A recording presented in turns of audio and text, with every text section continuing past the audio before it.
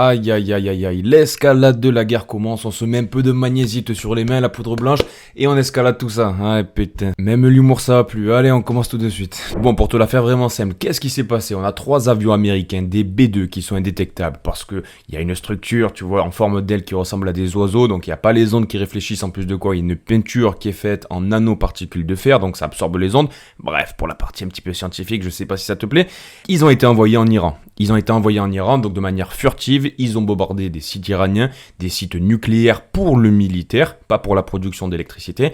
Ils ont bombardé ça, ils sont repartis à la base, tranquillou bilou. Merci au revoir de la part de Trump, il a annoncé sur ses réseaux que c'était l'heure de la paix maintenant. Merci de votre attention, tirez rideau. Sauf que Trump s'attendait du coup à avoir une proposition de négociation de la part de l'Iran. Dans la foulée, eh ben non, on a l'Iran qui a proposé, qui a fait la supposition de fermer le détroit de Hormuz, qui représente un passage où le pétrole transite à hauteur de 20% à travers le monde, et ça peut avoir un impact complètement fou. Pour l'instant, on n'a aucune annonce officielle.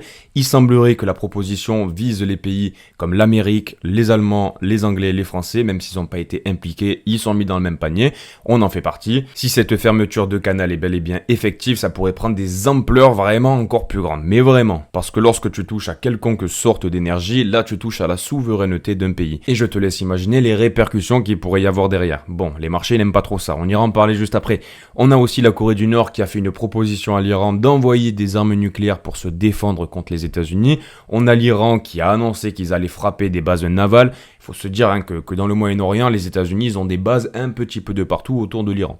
Bon, pour l'instant ça n'a pas été encore fait, mais si ça commence à se faire ce genre de choses, si on commence à avoir des petites attaques, que ce soit ne serait-ce qu'un missile, tu vois, là, ben voilà, ça pourrait vraiment sentir très mauvais. On espère qu'il va y avoir une désescalade, et puis dans tous les cas, j'ai envie de te dire, voilà. Si tu devais retenir une chose, c'est pas compliqué, hein. C'est soit on a des négociations, on a l'ONU qui s'en mêle, on a les Russes qui essaient de trouver une solution avec les Américains, Trump, il commence à mettre une casquette blanche de la paix, les Iraniens, ils se disent bon ok finalement, on a un petit peu peur de menacer les États-Unis, la première puissance mondiale, patin couffin. Là, les marchés pourraient survivre. On parle d'un point de vue économique, les mecs, on parle pas de politique, hein. Les marchés ont déjà bien pricé ce conflit, on a eu plein de liquidations, on va en parler juste après. Ça, c'est le meilleur des scénarios. Le second scénario, c'est si on a une surenchère. On a ce détroit qui officiellement est fermé, on va voir le pétrole qui augmente, le pétrole passe au-dessus des 90 points, et là, l'inflation repart, et tous les problèmes commencent à arriver. Au moment où on parle, on n'a que ces 2 scénarios à considérer. Bon, on est quand même dans la crypto, donc on se focus 2 petites secondes sur le Bitcoin. Qu'est-ce qui s'est passé? Directement, le Bitcoin, il a payé les pots cassés, hein, parce qu'il est ouvert le week-end, il y a énormément de market cap, donc les investisseurs, ils peuvent se venger là-dessus. Et donc le BTC, il a passé les 100 000 $, il est redescendu en dessous, il est allé en direction des 98 000, enfin bref. On a liquidé énormément de personnes qui étaient en long, tu vois. Au total, en 24 heures, on parle de plus de 1 milliard de dollars qui ont été liquidés. Ça a été vraiment une boucherie, mais vraiment une boucherie. Et donc déjà que c'était pas facile ces derniers temps avec les tensions politiques, avec les tarifs douaniers, avec tout le bordel qui nous a mis Donald Trump, là voilà, la bombe c'était vraiment la goutte d'eau qui a fait déborder le vase, et donc le Bitcoin, il en a payé les pots cassés. La crypto-monnaie, je t'en parle même pas. Du côté de Bitcoin, si on se focus sur notre chart où on avait repéré tous nos éléments qu'on a analysés ensemble depuis plusieurs moments maintenant, voilà. On est rentré dans la boîte rouge et ça y est. Alors est-ce que c'est une coïncidence ou pas? Peu importe, en tous les cas il y a plein de choses qui rentrent ensemble. Le Bitcoin il est beaucoup moins supporté, il est beaucoup moins suracheté, que ce soit par les particuliers, on a beaucoup moins de personnes, mais les institutions, Michael Saylor, patin couffin, on a une cassure de la tendance haussière acheteuse, de l'accélération si tu veux. Bref, là on a cassé cette espèce de triangle de compression qu'on avait, et donc forcément on a la Bitcoin dominance qui a commencé à repartir au nord. Malheureusement, regarde-moi ça, la Bitcoin dominance, si tu te mets en weekly, tu peux voir que voilà, on a passé la zone qu'on regarde ensemble. Je vous disais, voilà, s'il faut surveiller un seul truc sur la Bitcoin dominance, c'est ça, ce corps de chandelle de cette bougie aux alentours des 65%. On n'a pas envie de clôturer au-dessus.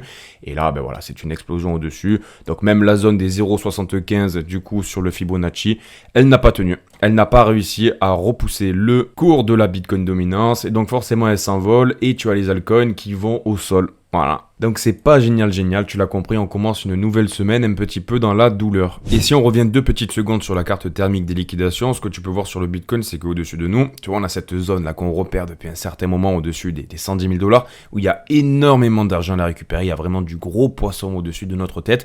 À un moment donné, il faut se dire, il y a de très grandes chances qu'on aille chercher cette zone. Que ce soit de la distribution, un fake pump ou alors une expansion pour aller chercher des cibles comme les 120 000, les 130 000, les 140 000, peu importe. Dans tous les cas, il y a de grandes chances qu'on y retourne. Mais là, avec Donald Trump, ben forcément, qui pouvait s'y attendre? À moins d'avoir un oncle qui travaille à la Maison Blanche, ben voilà, personne ne pouvait le voir venir. Leurs avions indétectables qui sont partis des États-Unis et qui sont allés frapper l'Iran de manière furtive, personne ne pouvait le voir. Et donc voilà. Le scénario un petit peu relou qu'on pourrait avoir sur le Bitcoin, c'est celui-ci, tu vois. C'est un scénario qui ressemble à l'été 2024 où on est venu chercher les 74 000 $, suite à quoi on a commencé à ranger avec des vagues haussières, des vagues baissières.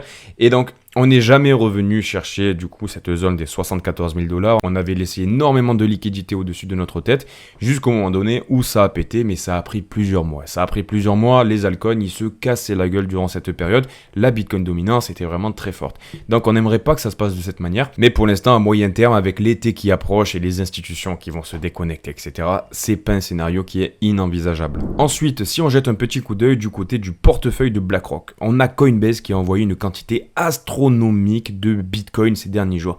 Le Bitcoin, voilà, tu le sais, ça peut être considéré comme de l'or, un refuge, bon bref, peu importe. Dans tous les cas, ce qu'on peut voir qu'on a sous nos yeux, avec les tensions actuelles, on a eu 45 fois un virement de 300 bitcoins qui a été envoyé sur le portefeuille de BlackRock. Au total, ça fait 13 500 bitcoins et au cours actuel, ça fait approximativement 1,5 milliard de dollars en BTC qui a été acheté du coup par BlackRock. Et ça, c'est complètement massif. Ça veut dire qu'ils s'en mettent plein les poches durant des périodes où voilà, on commence à avoir de l'incertitude. Et c'est plutôt rassurant vis-à-vis de la considération que peuvent avoir BlackRock, les investisseurs qui passent par BlackRock, du Bitcoin. En revanche, du côté d'Ethereum, c'est une autre paire de manches. Il n'est pas considéré comme une valeur refuge et donc les inflows qui arrivaient sur le Bitcoin, pour l'instant, ils sont pas visibles sur l'Ethereum.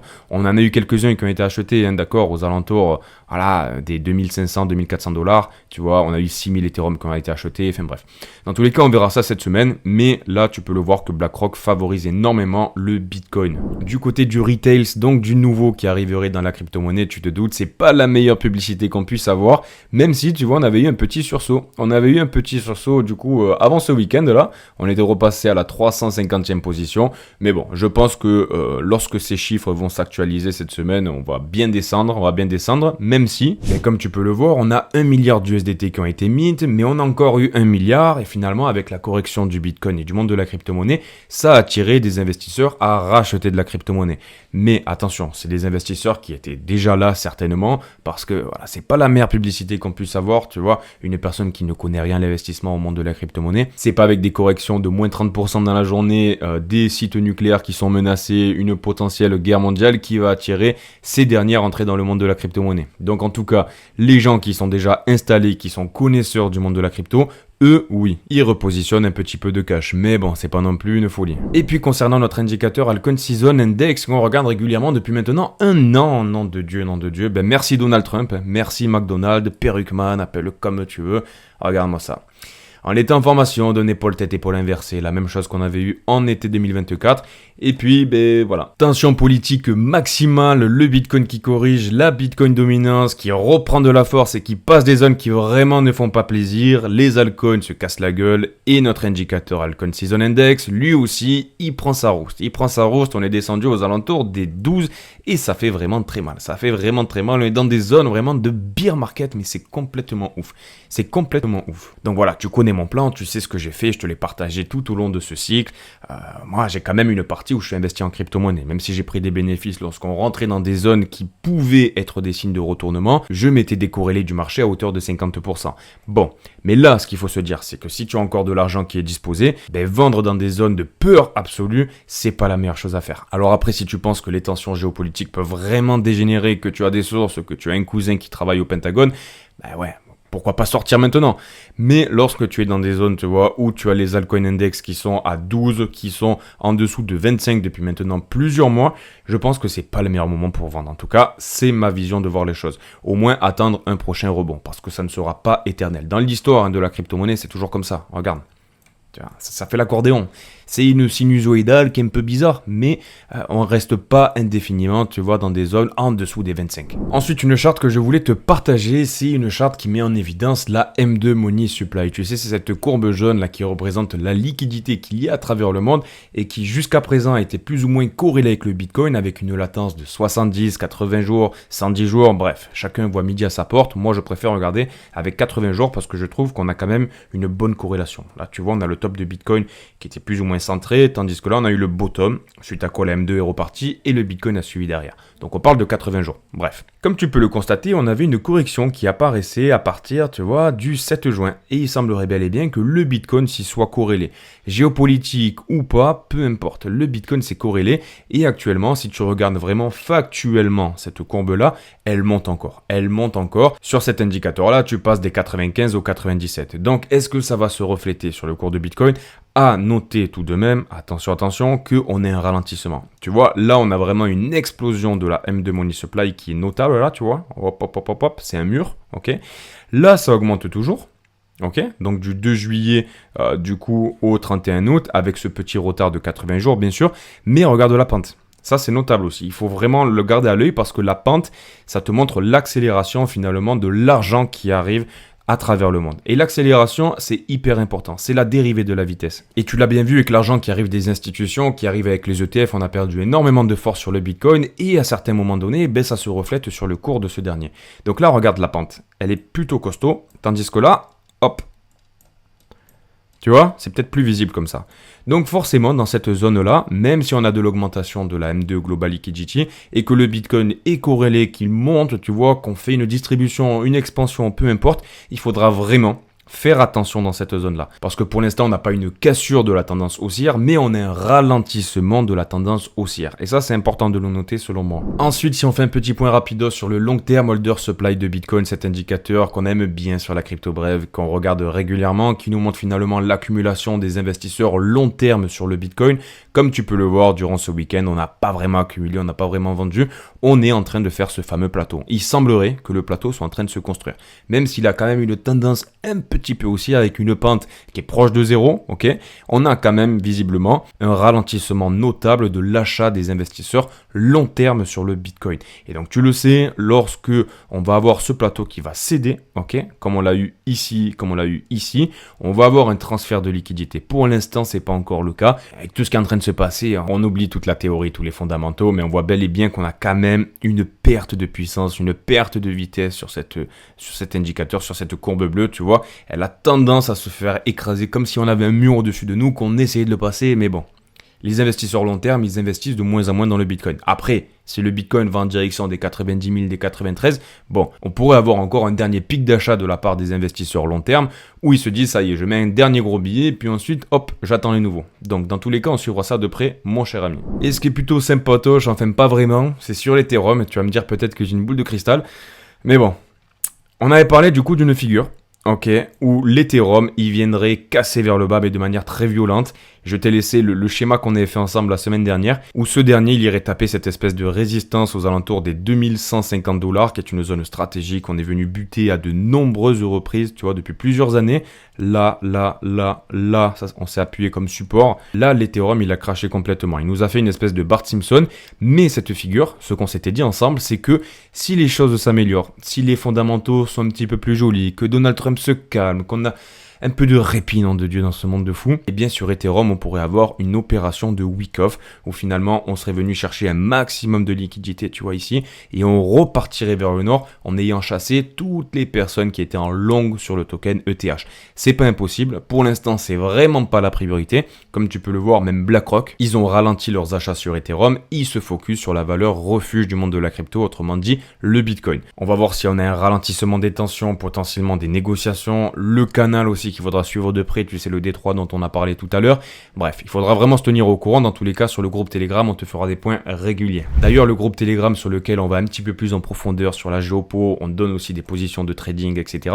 Il est complètement gratuit. Donc si ça t'intéresse, n'hésite pas à venir. Ce qu'on avait prévu la semaine dernière, bah écoute, le plan, il s'est plus ou moins bien déroulé. Avec un rebond important qu'on avait eu vendredi avant-dernier, on avait annoncé que potentiellement on pouvait avoir des positions short qui seraient annoncées avec le FOMC, retour vers les 100 108 000, 109 000 $, puis réintégration de short pour jouer une correction en continuation baissière. Et donc pour entrer sur le groupe, c'est complètement gratuit. Il faut juste créer un compte ZoomX ou BingX. En description, tu cliques sur l'un des deux, celui qui t'intéresse. Et ensuite, tu crées ton compte et on va aller chercher quelques cacahuètes du côté de ZoomX ou de BingX. Et l'objectif, c'est que ça n'impacte pas tes investissements. En plus de quoi, si tu passes par mon lien, tu as plein de petites offres qui sont réalisées sur ZoomX ou alors sur BingX. Comme là, tu vois une position à 1000 USDT avec seulement un dépôt de 100 $. Et puis voilà, lorsque tu auras fait ton dépôt, tu pourras aussi participer à la tombola que je réalise. Je ferai le tirage au sort en fin de semaine. Donc si ça t'intéresse, c'est en description que ça se passe. Et puis j'ai envie de te dire, je t'attends sur le groupe. Bon, ici maintenant on se partage quelques bonnes petites nouvelles, mine de rien. Bon, on a la Banque Centrale de Chine qui vient d'injecter 161 nouveaux milliards de yuan supplémentaires par le biais d'opérations de repo inversé.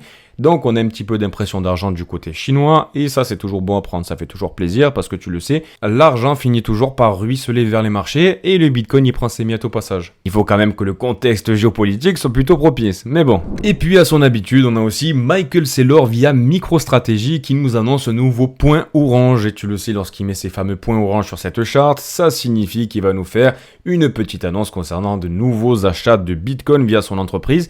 Et là ce qui est plutôt intéressant, c'est que regarde, le point orange, j'ai regardé le rayon tout à l'heure, il est un petit peu plus gros que le précédent. Donc ça laisse sous-entendre qu'on pourra avoir de beaux achats. Alors voilà, là on parle vraiment avec les mains, tu vois, j'ai fait un zoom et j'ai mesuré avec un petit indicateur là, une extension que j'ai téléchargée sur Google Chrome. On va suivre ça de près, on devrait avoir le montant exact de Bitcoin qu'il a acheté en début de semaine, là, donc aujourd'hui normalement. On suivra ça de près, je te le partagerai sur Twitter et puis on en reparlera demain.